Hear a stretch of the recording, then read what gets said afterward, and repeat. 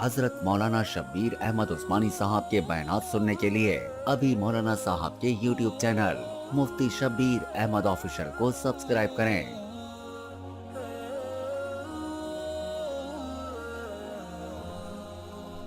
تکبر اور غرور کی مذمت بیان کی گئی ہے اور اچھے اخلاق کی فضیلت بیان کی گئی ہے۔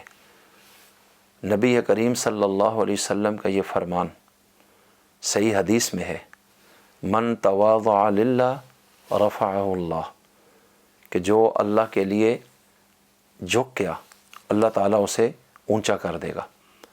یعنی جس نے اللہ کے لیے تواضع اختیار کی اللہ تعالیٰ اسے بلندی عطا کر دے گا۔ تو یہ کیا ہے؟ تکبر کا رد ہے، عاجزی، انکساری اور تواضع کی فضیلت ہے۔ دوسری حدیث جس میں اچھے اخلاق کی فضیلت کو بیان کیا گیا ہے، یہ پہلی حدیث صحیح مسلم میں ہے اور دوسری حدیث جو اب بیان کرنے لگا ہوں یہ سنن ترمذی میں ہے۔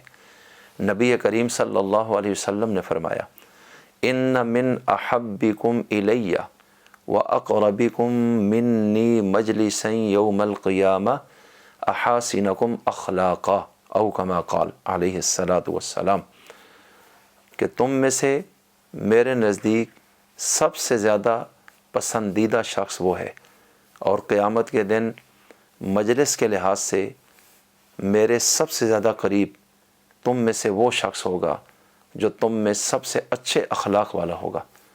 تو اچھے اخلاق پر انسان دنیا اور آخرت میں بلند درجے پر جاتا ہے۔ برے اخلاق اور تکبر، غرور، بڑے پن سے انسان اوپر سے نیچے آ کے گرتا ہے۔